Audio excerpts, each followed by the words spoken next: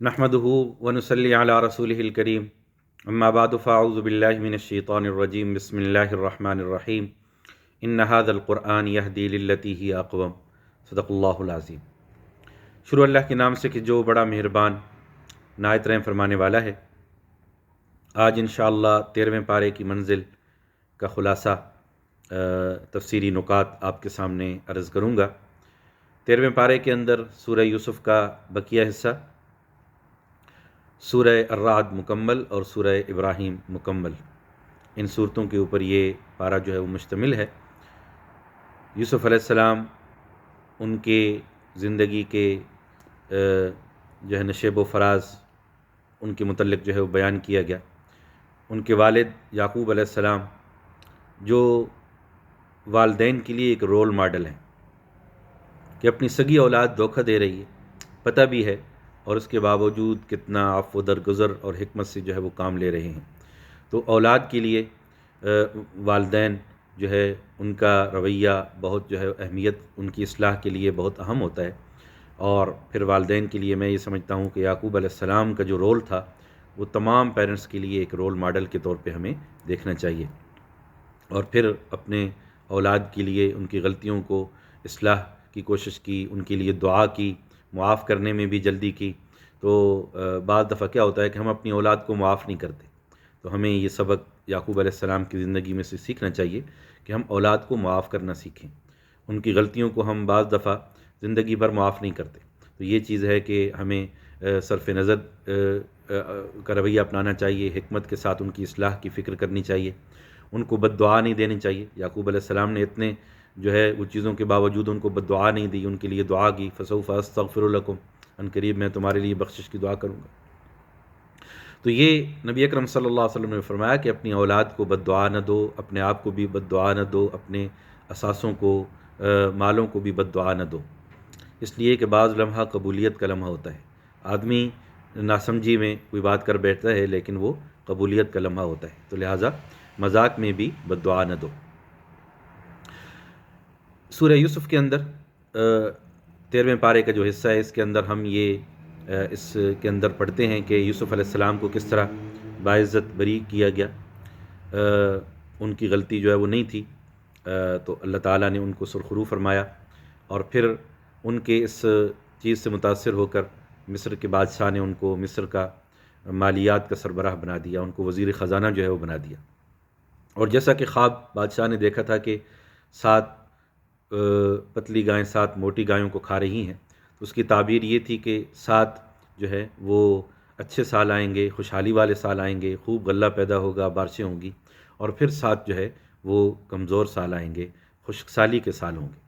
تو پھر یوسف علیہ السلام نے اس کا حل یہ نکالا تھا کہ جن سالوں میں زیادہ گندم پیدا ہو، غلہ پیدا ہو، ہم ان کو ذخیرہ کر لیں اور اس کو بقدر ضرورت استعمال کر لیں، اس کو ضائع نہ کریں، اور پھر جن سالوں میں غلہ کم پیدا ہو ہم اسی غلے کو استعمال کر لیں۔ تو ایک بہت بڑی اچھی پلاننگ انہوں نے ترتیب دی تھی۔ تو اسی کے مطابق پھر جو ہے تمام علاقوں سے جب خشک سالی آئی تو غلہ ختم ہو گیا، لیکن مصر میں غلہ ختم نہیں ہوا، تو لوگ وہاں جو ہے وہ جاتے تھے۔ تو اسی طرح برادران یوسف بھی وہاں غلہ لینے کے لیے جو ہے وہ گئے، اور اپنے والد، چونکہ پر ہیڈ حصہ ملتا تھا تو والد کا حصہ بھی مانگا، یوسف علیہ السلام نے دے دیا، اور کہا اپنے بھائی، چلو والد تو نہیں آ سکتے لیکن بھائی کو اگلے سال لے آنا، اور وہ لے کر آئے، اور پھر ایک ہیلے کے طور پہ اپنے بھائی کو انہوں نے اپنے پاس روک لیا۔ پھر کچھ عرصے یہ راز جو ہے وہ کھلتا ہے کہ وہ تو دراصل یوسف ہیں اور ان کے بھائی بنیامین ہیں۔ یعقوب علیہ السلام بھی مصر کے اندر جو ہے وہ آ گئے۔ تو یہ ساری چیزیں ہمیں ملتی ہیں، اور اس کے اندر پھر یعقوب علیہ السلام کی دعا کہ جب دوسرا بھائی بنیامین بھی ہاتھ سے گیا تو یہ دعا کی، انما اشکو بثی وحزنی الی اللہ، کہ میں اپنے غم اور الم کی فریاد اللہ رب العالمین سے جو ہے وہ کرتا ہوں۔ پھر کس طرح یوسف علیہ السلام نے اپنے بھائیوں کو معاف کر دیا، لا تثریب علیکم الیوم یغفر اللہ لکم وہو ارحم الراحمین، کہ میں تم پر کوئی مواخذہ نہیں کرتا، جو بھی زیادتیاں تم نے میرے ساتھ کی میں ان پر کوئی بدلہ جو ہے وہ نہیں لیتا۔ تو یہ وہی چیز تھی جو نبی اکرم صلی اللہ علیہ وسلم نے بھی قریش مکہ کے ساتھ جو ہے وہ یہی کی۔ جب مکہ فتح ہوا تو وہ لوگ پریشان تھے اور عاجز بن کر کھڑے تھے کہ پتہ نہیں ہمارے ساتھ کیا معاملہ ہوگا۔ تو نبی اکرم صلی اللہ علیہ وسلم نے پوچھا کہ کیا تم جانتے ہو میں تمہارے ساتھ کیا معاملہ کرنے والا ہوں؟ Do you know what I am going to do with you نا. تو انہوں نے کہا کہ ہمیں تو آپ اچھے آدمی ہیں اور اچھے بھائی ہیں، ہمیں آپ سے اچھی جو ہے وہ رویے کی جو ہے وہ توقع ہے، اچھے سلوک کی توقع ہے. تو نبی اکرم صلی اللہ علیہ وسلم نے بھی فرمایا کہ میں تمہیں وہی کہوں گا جو یوسف علیہ السلام نے اپنے بھائیوں کو کہا تھا، لا تثریب علیکم اليوم انتم الطلقاء، آج تمہارے لیے کوئی مواخذہ نہیں، you are free to go, تمہیں آزادی ہے، تم جو ہے وہ آزاد ہو. تو یہ نبی اکرم صلی اللہ علیہ وسلم نے، حالانکہ شیب ابی طالب کے اندر اتنا آپ کو ستایا گیا، اور یہ صورت بھی اسی وقت نازل ہوئی تقریباً مکی دور کے اندر، کہ آپ کو یہاں تک کہ کھانے پینے کی چیزیں بھی ان پر پابندی تھی. اور پھر حضرت بلال رضی اللہ تعالیٰ عنہ روایت فرماتے ہیں کہ ہم نے ایسی چیزیں جو ہے وہ ہمیں کھانی پڑیں کہ جو انسان تو کیا جانور بھی کھانا پسند نہیں کرتے. تو یہ اللہ کی دین کے لیے اتنی سختی اور مشکلات برداشت کی، اور جن لوگوں نے یہ سب کچھ کیا ان کو پھر بالآخر جو ہے وہ معاف کر دیا. تو یہ اسوہ ہمیں نبی اکرم صلی اللہ علیہ وسلم کی سیرت سے جو ہے وہ ملتا ہے. تو یہ ایک بہت آپ کے اعلیٰ اخلاق کی جو ہے وہ عکاسی جو ہے وہ کرتا ہے کہ آپ واقعی رحمت للعالمین تھے. خلاصے کے طور پہ اگر ہم دیکھیں کہ اس صورت کی سمری کے اندر وہی کہ تاریخ اپنے آپ کو دہراتی ہے، ہسٹری ریپیٹس اٹ سیلف. بھائیوں نے کیا کیا اور ان کیا سوچا تھا اور کیا جو ہے وہ ہو گیا. اور یہ قصے جو ہے قرآن محفلیں گرمانے کے لیے نہیں کرتا، یا صرف جو ہے وہ قصہ گوئی اور سٹوری ٹیلنگ کے لیے نہیں کرتا، بلکہ اس میں عقل والوں کے لیے عبرت ہے، اور اس میں سے جو لوگ بھی نصیحت حاصل کرنے چاہیں ان کے لیے بہت زیادہ جو ہے وہ نصیحت ہے. یوسف علیہ السلام کی دعا بھی ہے، رب قد آتیتنی من الملک وعلمتنی من تأویل الاحادیث فاطر السماوات والارض انت ولی فی الدنیا والآخرہ توفنی مسلما والحقنی بالصالحین. تو یہ کس طرح انہوں نے اللہ تعالیٰ سے دعا مانگی. انبیاء علیہ السلام کی دعائیں ان کے اندر بڑی برکات ہیں، ان کو یاد کرنا چاہیے اور اللہ سے مانگنا چاہیے ان الفاظ کے اندر. زمین کے اندر سیرو فی الارض کا حکم ہے، explore the land, see what happened in the earth to the people before you. لوگوں کے ساتھ کیا ہوا، پچھلی قومیں بڑی بڑی جو ہے قومیں تھیں، بڑی بڑی انہوں نے ترقی بھی کی تھی، بڑی بڑی جو ہے انہوں نے جو ہے وہ طاقتور قومیں تھیں، لیکن جب اللہ کا عذاب آیا تو وہ ان کا زمین کے اوپر نام و نشان مٹ گیا. تو ہمیں بھی ان کی تاریخ سے سبق جو ہے وہ سیکھنا چاہیے. اور پھر آخری آیت سورہ یوسف کی وہ بڑی اہم ہے، لقد کان فی قصصہم عبرۃ لأولی الالباب. اس میں عقل والوں کے لیے ان قصوں کے اندر بڑی عبرت ہے. ما کان حدیثا یفترى ولکن تصدیق الذی بین یدیہ وتفصیل کل شیء وہدی ورحمۃ لقوم یؤمنون. کہ یہ کوئی گھڑے گھڑائے قصے نہیں ہیں، گھڑی ہوئی باتیں نہیں ہیں، بلکہ ان کی تصدیق پہلی کتابوں کے اندر بھی آئی ہے، اور ہر چیز اس کے اندر جو ہے وہ اللہ رب العالمین نے صحیح صحیح بیان فرمائی. اس میں ہدایت بھی ہے، اس قرآن کے اندر رحمت بھی ہے اس قوم کے لیے کہ جو ایمان والے ہیں. اگلی سورت الرعد ہے، تھنڈر، دا لائٹننگ. یہ بادلوں کے اندر جو گرج چمک ہوتی ہے اس کے نام کے ساتھ جو ہے وہ یہ سورت ہے. وَيُسَبِّحُ الرَّعْدُ بِحَمْدِهِ. کہ لائٹننگ بھی اور تھنڈر بھی وہ اللہ کی تسبیح جو ہے وہ بیان کرتا ہے، اللہ کی حمد و ثنا جو ہے وہ بیان کرتی ہے. ہر چیز جو اس کائنات کی ہے وہ اللہ کی تسبیح بیان کر رہی ہے، اس کا طریقہ کار جو ہے وہ مختلف ہے. اس جو ہے صورت کے اندر 4 بنیادی چیزیں جو ہے وہ بیان ہوئیں. قرآن کی حقانیت کو بیان کیا گیا، عقیدہ توحید کو مزید ایکسپلین کیا گیا، قیامت کی مزید تفصیلات جو ہے وہ بیان کی گئیں، اور رسالت کے اوپر جو ہے وہ بات ہوئی.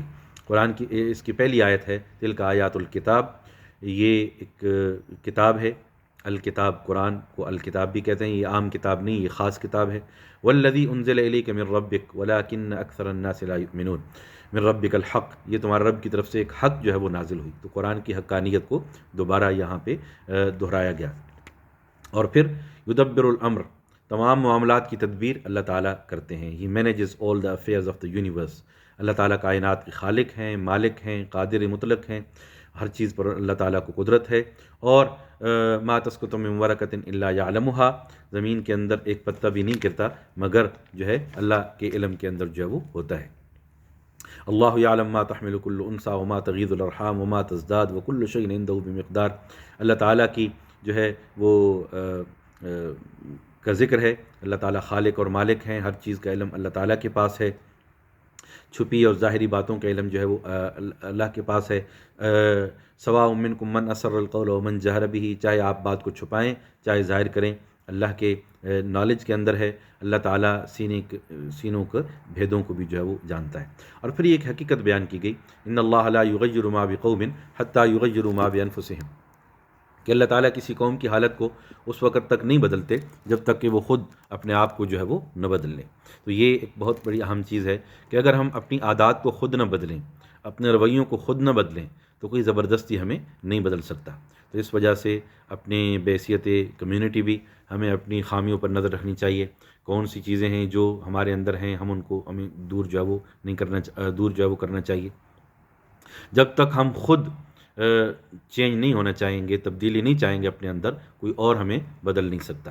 تو یہ ہے کہ ہر آدمی کو اپنی اصلاح کی فکر کرنی چاہیے کہ نو ون کین چینج ہم، ہی ہیز ٹو چینج ہم سیلف، اور ہر آدمی کو اپنی خامیوں پر نظر رکھ کر جو ہے وہ خود لا تزر وازرۃ وزر اخری، دوسرے کا بوجھ نہیں اٹھائے گا کوئی، ہر انسان کو انڈیویجولی، انفرادی طور پر اللہ کے سامنے جو ہے وہ جواب دینا ہے۔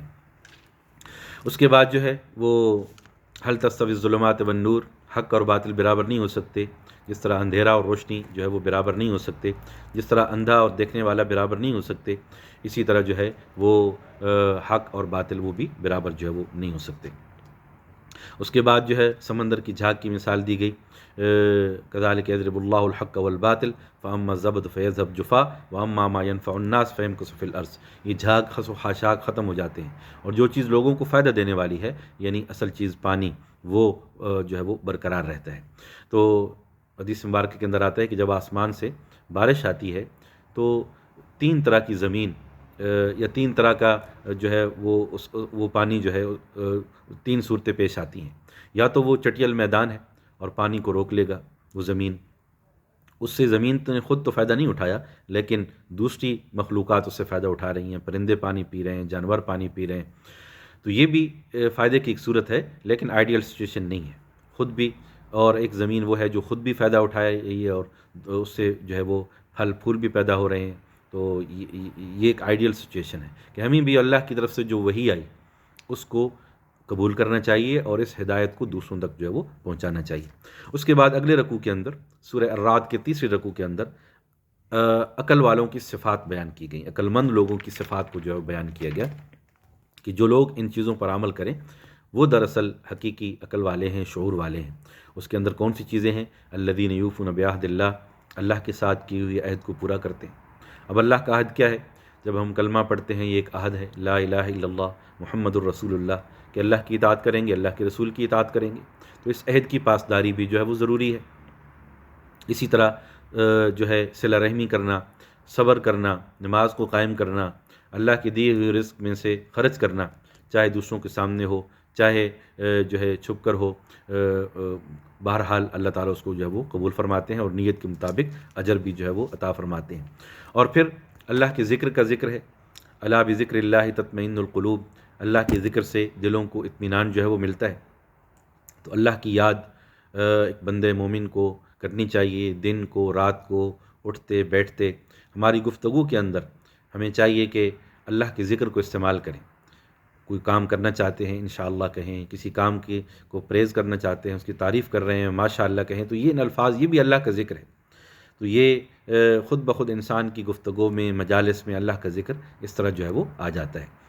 تو کوئی کام شروع کرنے لگے ہیں، بسم اللہ کے ساتھ جو ہے وہ آغاز کریں، کوئی کام مکمل کر چکے ہیں، ٹاسک، الحمدللہ کہیں، اللہ کا شکر ادا کریں۔ یہ ساری اللہ کی ذکر کی جو ہے وہ صورتیں ہیں۔ اسی طرح جتنی بھی عبادات ہیں ان میں سے سب سے آسان عبادت، the most easy form of worship is ذکر آف اللہ سبحانہ و تعالیٰ، ریممبرنگ اللہ سبحانہ و تعالیٰ۔ تمام عبادات میں سب سے آسان عبادت وہ اللہ کا ذکر ہے۔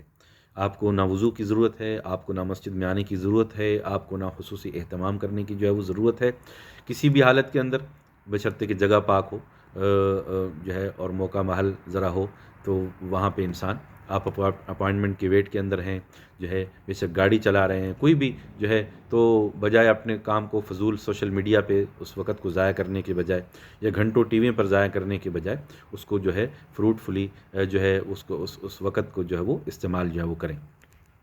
حدیث مبارکہ کے اندر آتا ہے کہ اہل جنت صرف ایک چیز پر ریگریٹ کریں گے کہ انہوں نے دنیا کے اندر کیوں زیادہ اللہ کا ذکر نہیں کیا۔ So they should have spent more time in remembering of Allah subhanahu wa ta'ala. This is the only thing they will regret in paradise. جنت کے اندر یہ وہ واحد چیز ہوگی کہ جس کے اندر وہ جو ہے وہ اس پہ ریگریٹ کریں گے. اور اسی طرح جو ہے وہ اگلے رکوع کے اندر فیملی لائف کے بارے میں ذکر ہے. وَلَقَدْ أَرْسَلْنَا رُسُلًا مِّن قَبْلِكَ وَجَعَلْنَا لَهُمْ أَزْوَاجًا وَذُرِّيَّةً کہ ہم نے رسولوں کو بھیجا اور ان کو بیویاں اور اولاد بھی عطا کی. تو یہ انبیاء علیہ السلام تقریباً کم و بیش سارے انبیاء علیہ السلام انہوں نے فیملی لائف جو ہے وہ گزاری ہے. اور فیملی لائف گزارنا یہ اسلام کے اصولوں کے خلاف نہیں ہے، عین دین ہے. اس کو نصف ایمان بھی قرار دیا گیا.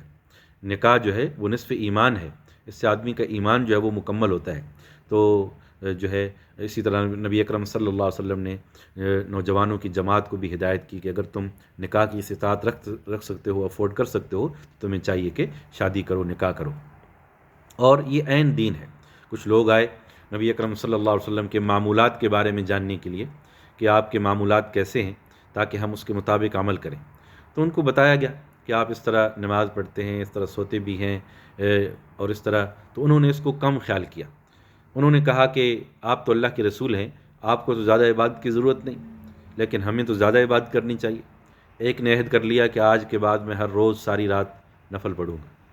دوسرے نے عہد کر لیا کہ میں قسم اٹھا لی کہ آج کے بعد ہر روز میں نفلی روزہ رکھوں گا.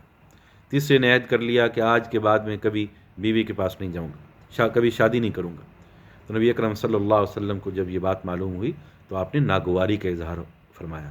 ما بال اقوام یقول احدهم کذا و کذا، لوگوں کو کیا ہو گیا ہے کہ ویسی ویسے باتیں کرتے ہیں. واللہ انی لا اصوم و افطر، اللہ کی قسم میں روزہ بھی رکھتا ہوں، افطار بھی کرتا ہوں. جب مرضی ہوتی ہے روزہ رکھتا ہوں، جب مرضی ہوتے نہیں رکھتا، کوئی پابندی نہیں. واقوم و انام، اور میں سوتا بھی ہوں اور قیام بھی کرتا ہوں. واکل اللحم، میں گوشت بھی کھاتا ہوں. واتزوج النساء، یعنی نعمتوں سے فائدہ بھی اٹھاتا ہوں اور جو ہے وہ میں نے شادیاں بھی کی ہیں. فمن رغب عن سنتی فلیس منی، جس نے میری سنت سے اعراض کیا وہ مجھ میں سے نہیں ہے. تو یہ آپ صلی اللہ علیہ وسلم کی سنت ہے. نکاح کرنا یہ آپ کی سنت ہے، نعمتوں سے فائدہ اٹھانا یہ سنت ہے، اللہ کی نعمتوں کی قدر ہے اور یہ شکر کا اظہار بھی ہے. اور اسی طرح اعتدال کے ساتھ خیر الامور اوسطها، the best way is the way of moderation. دین کے اندر سختی اور جبر نہیں ہے، اکراہ بھی نہیں ہے، جبر بھی نہیں ہے. جتنا ہم کر سکتے ہیں فرائض کے اندر جو ہماری کیپیسٹی کے اندر ہے. ہاں ایک چیز کیپیسٹی کے ہونے کے باوجود میں نہیں کر رہا، میں نماز پڑھ سکتا ہوں نہیں پڑھ رہا، روزے رکھ سکتا ہوں نہیں رکھ رہا، تو پھر میں گناہ گار ہوں، سخت اللہ کی نافرمانی کا مرتکب ہو رہا ہوں. تو اس چیز سے بچنا چاہیے. لیکن جو چیز انسان کے اوپر فرض نہیں کی گئی اس کو خود اپنے اوپر سیلف امپوز کر کے اپنے آپ کو غیر ضروری پابندیوں کے اندر ڈالنا جو ہے، تو یہ چیز جو ہے وہ درست نہیں ہے. اگلی صورت سورہ ابراہیم ہے. اس کے اندر جو ہے وہ اس قرآن کتاب کے بارے میں فرمایا گیا کہ کتاب انزلناہ الیک لتخرج الناس من الظلمات الی النور باذن ربہم الی صراط العزیز الحمید، کہ قرآن کو اس لیے اتارا گیا، اس لیے لوگوں کے لیے بھیجا گیا کہ لوگوں کو اندھیروں سے نکال کر نور کی طرف لے آئے. تو یہ قرآن کے آنے کا مقصد ہے. انبیاء بھی اسی مقصد کے لیے آئے کہ لوگوں کو اندھیروں سے نکال کر، ظلمات سے نکال کر نور کی طرف اور روشنی کی طرف جو ہے وہ لے کر آئیں. اور پھر وہ لوگ کہ دنیا زندگی کو پریفر کرتے ہیں، الذین یستحبون الحیاۃ الدنیا علی الآخرہ ویصدون عن سبیل اللہ ویبغونہا عوجا اولئک فی ضلال بعید. جو لوگ یہ کام کرتے ہیں، اللہ کے راستے سے روکتے ہیں، اللہ کے راستے میں رکاوٹیں ڈالتے ہیں اور اسی طرح جو ہے دنیا کو آخرت پر ترجیح دیتے ہیں اور اس کے اندر کجیاں تلاش کرتے ہیں، نکتہ چینیاں کرتے ہیں، تو یہ لوگ دور کی گمراہی کے اندر ہیں. ان کو اپنی اصلاح کرنی چاہیے. اور پھر وما ارسلنا من رسول الا بلسان قومہ، جو بھی اللہ تعالیٰ نے نبی بھیجا جس قوم کی طرف بھی بھیجا وہ انہی کی زبان کے اندر آیا. ضروری نہیں کہ سارے انبیاء عربی کے اندر عربی زبان کے لیے آئے ہوں. جس علاقے کے اندر جو قوم آباد تھی اور جو زبان وہ بولتی تھی، اللہ نے اسی کے لیے اسی کے اندر اس نبی کو جو ہے وہ اتارا اسی زبان کے ساتھ، تاکہ لوگ اس کو اچھی طریقے سے جو ہے وہ سمجھیں، تاکہ دین ان پر واضح ہو، حق ان پر واضح ہو. تو یہ بہت اہم اصول ہے دعوت کا کہ اگر آپ انگلش اسپیکنگ لوگوں سے مخاطب ہیں تو آپ کو انگلش آنی چاہیے. اگر آپ فرینچ جو ہے کمیونٹی کو مخاطب کر رہے ہیں تو آپ کو فرینچ آنی چاہیے. تو یہ ایک اصول ہے کہ لوگ جس زبان کو سمجھتے نہیں ہیں اس زبان میں وہ کیسے دین کو جو ہے وہ سمجھیں گے. تو لہٰذا ہمیں لوگوں کی نفسیات کے مطابق، ان کی زبان کے مطابق، ان کلچر کے مطابق بات کرنی چاہیے تاکہ اس کو بہتر جو ہے وہ سمجھ سکیں. بعض دفعہ جب ہم کسی غیر مسلم سے بات کرتے ہیں تو بہت زیادہ اس کے اندر اپنی زبان کے اندر عربی الفاظ استعمال کرتے ہیں جس سے وہ بیچارہ نہیں سمجھ رہا ہوتا. جب بھی whenever you speak to any non Muslim just speak in plain English, سادہ سمپل جو ہے وہ انگلش کے اندر بات کرو تاکہ وہ بات اس کو جو ہے وہ سمجھ میں آئے. تو یہ چیز کہ دعوت کا ایک اہم اصول ہے، ہمیں اس کو ذہن کے اندر جو ہے وہ رکھنا چاہیے. وَإِذْ تَأَذَّنَ رَبُّكُمْ لَئِن شَكَرْتُمْ لَأَزِيدَنَّكُمْ وَلَئِن كَفَرْتُمْ إِنَّ عَذَابِي لَشَدِيدٌ کہ یہ ہے اگر تم شکر کرو گے، اس آیت کا مدعا یہ ہے اگر تم شکر کرو گے اللہ تمہیں اور عطا کریں گے، اور اگر ناشکری کرو گے تو اللہ تعالیٰ کا عذاب بھی جو ہے وہ بڑا سخت ہے. حدیث کے اندر آتا ہے کہ اللہ تعالیٰ اس بندے سے راضی ہوتے ہیں جو ایک لقمہ کھاتا ہے، اللہ کا شکر ادا کرتا ہے، ایک گھونٹ پیتا ہے اور اللہ کی تعریف جو ہے وہ کرتا ہے، الحمدللہ جو ہے وہ کہتا ہے. دیکھیے نا، شیخ سعدی رحمۃ اللہ علیہ نے بڑی خوبصورت حکایت لکھی کہ دیکھو نا، پرندوں کو دیکھو، ایک پرندہ جب بھی پانی کا ایک قطرہ پیتا ہے تو چونچ کو نیچے کرتا ہے اور پھر اس کو اوپر کی طرف لے کر جاتا ہے، گویا اللہ کا شکر ادا کر رہا ہے. تو ہر قطرے کے ساتھ وہ اللہ کا آسمان کی طرف منہ کر کے اللہ کا شکر ادا کرتا ہے. تو حدیث کے اندر بھی یہی آیا، ان اللہ لا یرضى عن العبد ان یأکل الاکل او یشرب الشرب فیحمد اللہ علیہ. جب بھی کوئی جو ہے اللہ اس بندے سے راضی ہوتے ہیں، اللہ will be pleased with his servant that whenever he eats or drinks he praises Allah subhanahu wa ta'ala. جب بھی وہ کوئی جو ہے وہ ایک لقمہ کھاتا ہے، ایک جو ہے وہ گھونٹ پیتا ہے تو وہ اللہ کا شکر ادا کرتا ہے اور اللہ اس پر اور جو ہے وہ اس کو عطا فرماتے ہیں. حدیث کے اندر آتا ہے کہ ایک بندے مومن کا معاملہ بھی عجیب ہے، ہر حال میں اللہ سے اجر لیتا ہے. جب اسے کوئی چیز ملتی ہے شکر ادا کرتا ہے، اس پر بھی اللہ سے اجر. کوئی چیز نہیں ملتی صبر کرتا ہے، اس پر بھی اللہ کی طرف سے جو ہے وہ اجر. دوسرے رکوع کی آخری آیت سورہ ابراہیم کی، اس کے اندر توکل کا حکم ہے، وعلی اللہ فلیتوکل المتوکلون کہ اللہ پر بھروسہ کرنے والے متوکل لوگ اللہ پر جو ہے وہ توکل کرتے ہیں. اللہ پر بھروسہ اور اعتبار جو ہے وہ کرنا چاہیے، ٹرسٹ اللہ تعالیٰ پر کرنا چاہیے. نتائج جو ہے اپنی کوشش کر کے ان کا نتیجہ اللہ تعالیٰ پر چھوڑ دیا جائے. حوادثات سے، بیماریوں سے، ہر چیز سے اللہ تعالیٰ سے عافیت جو ہے وہ مانگنی چاہیے. اللہ تعالیٰ کا ایک نام سلام بھی ہے، سلامتی دینے والا، پروٹیکشن دینے والا. اللہ تعالیٰ سے سلامتی مانگنی چاہیے. جس کو اللہ سلامتی دیں اس کو کوئی نقصان نہیں پہنچا سکتا. تو یہ چیز کہ اللہ پر بھروسہ کیا جائے، اور پھر توکل کے ساتھ ساتھ جو اسباب ہیں ان کو ضرور اختیار کیا جائے. اللہ تعالیٰ کبھی یہ نہیں کرتے کہ ہاتھ پاؤں باندھ کر بیٹھ جاؤ اور اللہ پر توکل کرو اللہ تمہیں رزق دیں گے. توکل کا مطلب ہے کہ اسباب کو اختیار کیا جائے، اپنی سکلز کو امپروو کیا جائے اور اپنے نالج کو بہتر بنایا جائے، اور پھر جو ہے کوشش کی جائے، اسٹرگل کی جائے، ایفرٹ کی جائے، اور اللہ تعالیٰ اس کے نتیجے کے اندر اللہ کوششوں کے اندر برکت جو ہے وہ عطا فرماتے ہیں. قیامت والے دن شیطان پر کچھ لوگ جو ہیں وہ کہیں گے کہ اس نے ہمیں سیدھے راستے سے ہٹا دیا. وہ لوگ ایکسکیوز کریں گے کہ شیطان نے ہمیں سیدھے راستے سے ہٹا دیا، اور شیطان کہے گا کہ میں نے کوئی کام تم سے زبردستی نہیں کرایا تھا، میرا کام تو وسوسہ ڈالنا تھا، میں نے وسوسہ ڈالا اور عمل تو تم نے خود کیا تھا. میں کسی کو ہاتھ پکڑ کر اس کو گناہ کی طرف نہیں لے کر گیا، اور خود تم نے جو ہے وہ گناہ کیے، خود اللہ کی نافرمانی کی، تو آج بھگتو بھی خود. تو یہ پھر شیطان بھی واضح کرے گا کہ دنیا کے اندر میں جھوٹا تھا اور اللہ کی بات سچی تھی. اور پھر یہ قیامت کے ایک سناریو میں سے ایک منظر یہاں پہ اس طرح جو ہے ملتا ہے. کلمہ طیبہ کا ذکر ہے. الم تر کیف ضرب اللہ مثلا کلمۃ طیبہ کشجرۃ طیبہ اصلها ثابت وفرعها فی السماء کہ کلمہ طیبہ کی مثال، اچھی بات کی مثال، لا الہ الا اللہ کی مثال ایک درخت کی طرح ہے، اور یہ ایک پھلدار درخت ہے، ایمان کا درخت، جس کی جڑیں بھی ہیں، جس کی شاخیں بھی ہیں.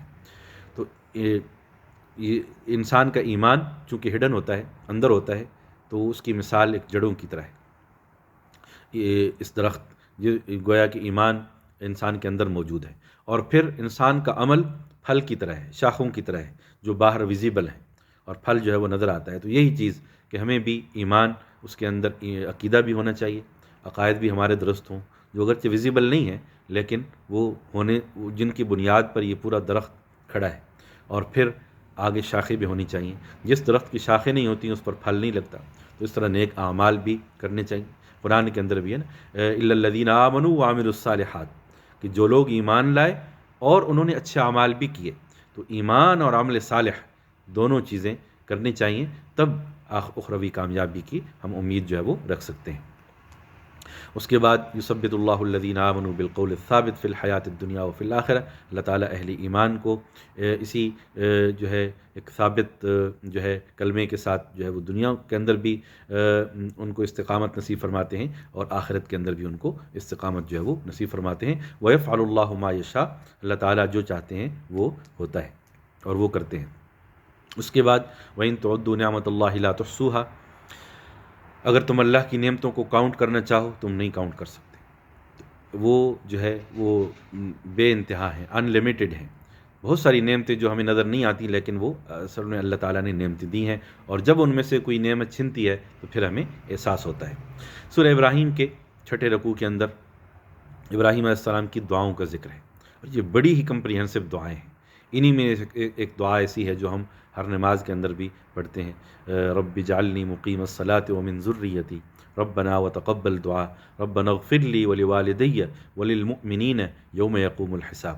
یہ سورہ ابراہیم کی آیت نمبر 41 ہے، جو ہم نماز کے اندر بھی درود شریف کے بعد یہ دعا جو ہے وہ ہم پڑھتے ہیں.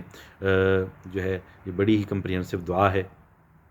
اس کے اندر اپنے لیے بھی دعا ہے، اپنی اولاد کے لیے بھی دعا ہے، اپنے والدین کے لیے بھی دعا ہے. ربنا اغفر لی ولوالدی، مجھے بھی بخش اور میرے والدین کو بھی بخش، اور تمام اہل ایمان کی مغفرت فرما.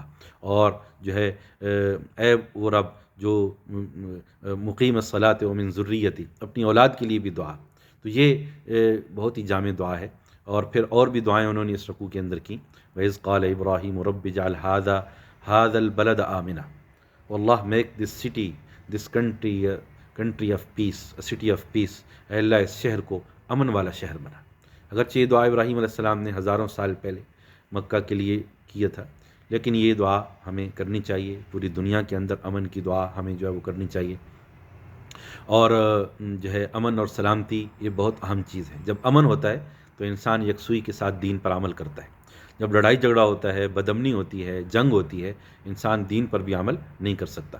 تو اس وجہ سے ابراہیم علیہ السلام نے رزق کی بھی دعا کی اپنی قوم کے لیے، اور امن کی بھی دعا کی. اور امن کی دعا کو رزق کی دعا سے پہلے کیا. اور اس سے ایک تو یہ نقطہ یہ بھی معلوم ہوتا ہے کہ جب امن ہوتا ہے تب انسان نعمتوں سے فائدہ اٹھا سکتا ہے. اگر نعمتیں ہوں اور امن نہ ہو، جنگ و جدال ہو، تو پھر نعمتوں سے بھی انسان فائدہ نہیں اٹھا سکتا. تو امن بھی ضروری ہے، اور اللہ کی نعمتیں وہ بھی ہونی چاہیے. گھر، مکان، بیوی، بچے، رزق، یہ ساری اللہ کی نعمتیں ہیں. ہمیں ان کی ضرورت ہے، یہ ہماری ضرورت ہے دنیا کے اندر. تو جب تک انسان کی نہیں ہوتی، قاد الفقر ان یکون کفرا، انسان کفر تک بھی جو ہے وہ جا سکتا ہے. تو اللہ سے مال کی دعا کرنا کوئی بری چیز نہیں. وضو کی بعد کی دعا، اس کے اندر رزق کی دعا ہے. اگر رزق کی دعا کوئی بری بات ہوتی تو نبی اکرم صلی اللہ علیہ وسلم وضو کے بعد کیوں روزی کی دعا مانگتے؟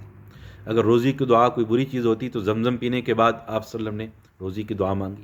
تو روزی کوئی بری چیز نہیں، عین ضرورت ہے. اس کے مطابق انسان اپنے دین کو پروٹیکٹ کرتا ہے، اور یہ ہماری ایک ضرورت ہے. رزق حلال کمانا اور کھانا یہ ہماری ضروریات میں سے ہے. اس کو اور یہ کوئی دنیا داری نہیں بلکہ عین جو ہے وہ دین ہے. اور پھر انہوں نے لوگوں کے لیے دعا بھی کی، فجعل افئدۃ من الناس تہوی الیہم، کہ اے میرے رب ان کو لیقیموا الصلاۃ، ایک تو ان کو نماز کا پابند بنا، اور پھر لوگوں کے دلوں کو کعبے کی طرف پھیر دے، اٹریکشن پیدا کر دے. تو ابراہیم علیہ السلام کی اسی دعا کا نتیجہ تھا کہ اللہ تعالیٰ نے کعبۃ اللہ کو دلوں کا مقناطیس بنا دیا، میگنیٹ آف دا ہارٹ بنا دیا، کہ دنیا کے اندر لوگ ان کے دل کے اندر اس گھر کی طرف آنے کی کشش ہے، اٹریکشن ہے. حالانکہ کوئی ورلڈلی اٹریکشن نہیں ہے، کوئی سبزہ نہیں ہے، کوئی دنیا کی کوئی چیز نہیں ہے. اصل جو چیز ہے کہ لوگ اس گھر کی محبت میں دنیا کے چاروں ڈائریکشن سے، ہر ڈائریکشن سے اس طرف جو ہے وہ آتے ہیں. اور یہ دراصل ابراہیم علیہ السلام کی دعا کا جو ہے وہ نتیجہ تھا. تو بہرحال اللہ رب العالمین سے دعا ہے کہ اس پارے کے اندر جو کچھ بیان ہوا، اللہ رب العالمین مجھے بھی اور آپ کو بھی عمل کی جو ہے وہ توفیق عطا فرمائے. آخری آیت بڑی اہم ہے جس کے اندر فرمایا گیا ھذا بلاغ للناس، یہ پیغام ہے انسانیت کے لیے، اللہ نے پہنچا دیا ہے.